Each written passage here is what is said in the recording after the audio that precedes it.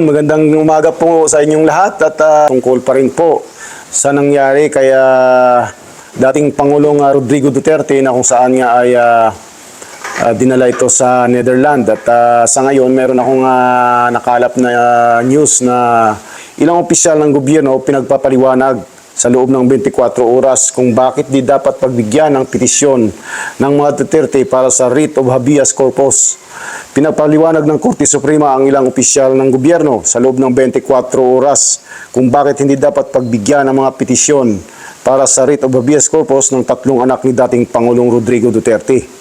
So, pakinggan natin itong news na ito. Paliwanag ng Korte Suprema ang ilang opisyal ng gobyerno sa loob ng 24 oras kung bakit hindi dapat pagbigyan ang mga petisyon para sa writ of habeas corpus ng tatlong anak ni dating Pangulong Rodrigo Duterte. Kaugnay po yan na magkakahiwalay na petisyon na inihain kahapon ni Davao City Congressman Paulo Duterte, Davao City Mayor Baste Duterte at Kitty Duterte.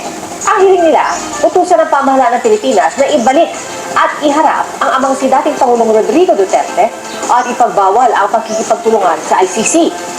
Kasama sa pinagsasagot ng Korte sina Executive Secretary Lucas Bersamin, DILG Secretary John De Cremilla at PNP Chief Police General Romel Martir. Ayon pa sa Korte, pagsasama-samahin ang petisyon ng magkakapatid. Wala pang tugon dito ang mga respondent pero nauna nang pinanindigan ng Malacanang na lehitimo ang pag-aresto sa dating Pangulo.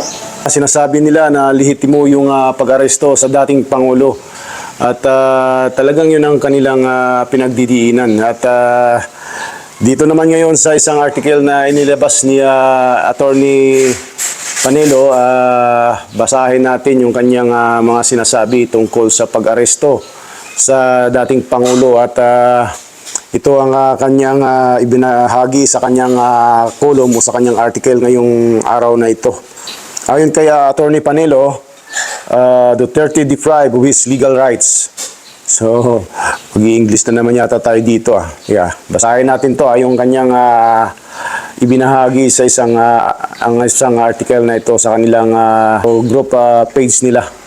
Itong Attorney Salvador Panelo slammed the PNP for making an unlawful arrest of former President Rodrigo Roa Duterte as they did not allow him to meet his lawyer at the airport, resulting in PRRD deprived of his legal rights.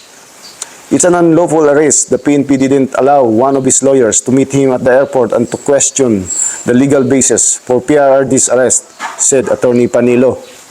He was deprived of legal representation of the time of his arrest. The PNP could not have the hard copy the warrant arrest by not allowing one of his lawyers to meet him. The arresting officer could avoid being asked if they have the hard copy of the arrest warrant, he added. It is an illegal arrest because the ICC arrest warrant comes from the spurious source, the ICC, which has no jurisdiction over the Philippines, the lawyer said.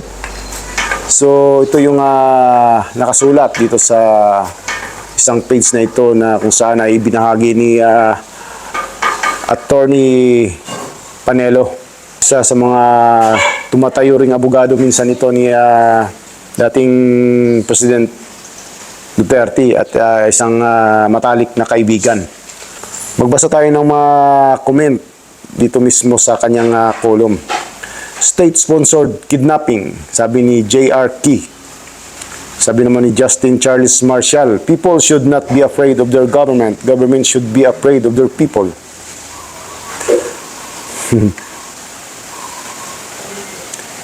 Sabi naman ni Dong Zenas, it's kidnapping bypassing the judicial.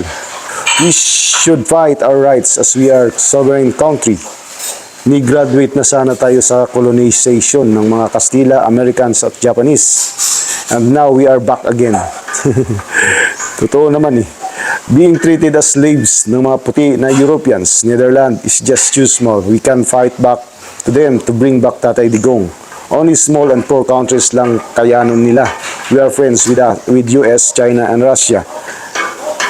They can't touch those countries ever since. Grabe. Yes, he has deprived of his legal rights. Very sad for him. Pwede rat Jude tado dili makuyog si Tatay Digong, sabi ni LG Paner Sausal. Bisaya ang salita niya. Sabi naman ni Xiong Oy Kits, because of temptation, ayaw jud mo kasilaw, oy, tao rata kabaan pahod, tas kinabuhi na tong tawon. Kahit Bisaya ko, di ko maintindihan to pero sige, yung mga nakakaintindi na lang, para sa inyo yan. Sabi naman ni Alvin Adarayan, done my part. A small way to help. Send an email to ICC.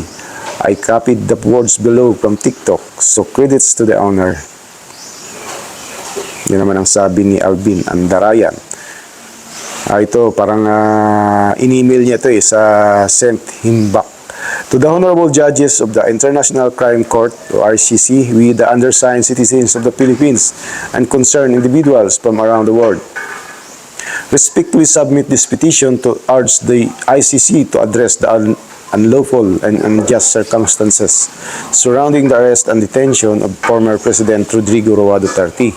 We believe that his arrest was illegal, politically motivated, and a violation of his rights as a leader who served the Filipino people with dedication and integrity. Former President Duterte's leadership brought about the significant improvements in public safety, security in the Philippines. His unwavering commitment to the war on drugs and his efforts to eradicate crime and corruption made our communities safer and instilled a sense of hope and pride among the Filipino people. His policies, though controversial to some, were driven by a genuine desire to protect the nation and its citizens. The Filipino people overwhelmingly supported President Duterte during his tenure, and his absence from the political landscape has left a void that the current administration has failed to fill. We believe that his arrest and detention are not only unjust but also a disservice to the millions of Filipino who continue to admire and respect him for his leadership and dedication to the nation. We respectfully request that the ICC review the circumstances of President Duterte's arrest and ensure that justice is served.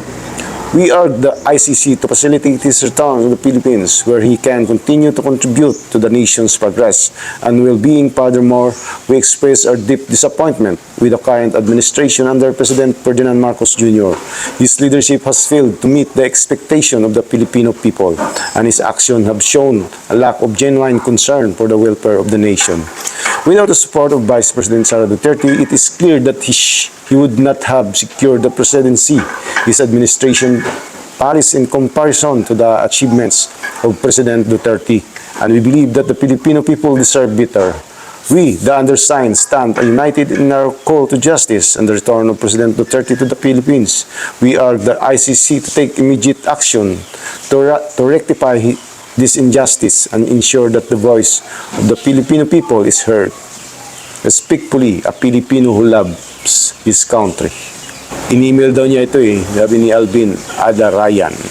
Ito yung video ni Salvador Medialdia na kung saan ay ito yung nakasama ng ating dating Pangulo sa pagpunta sa Netherlands.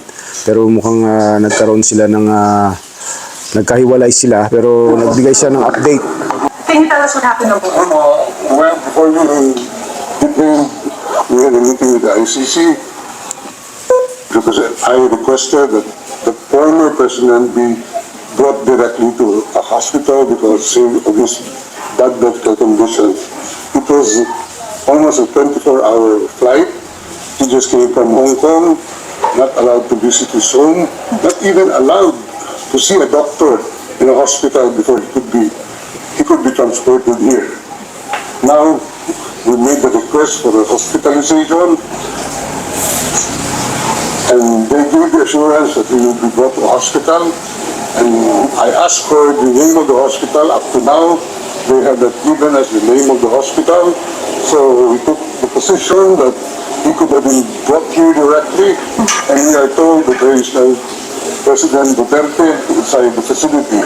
We are at a loss of this time, and I think this is part of their grand plan to kidnap the president, to extract the president from the Philippines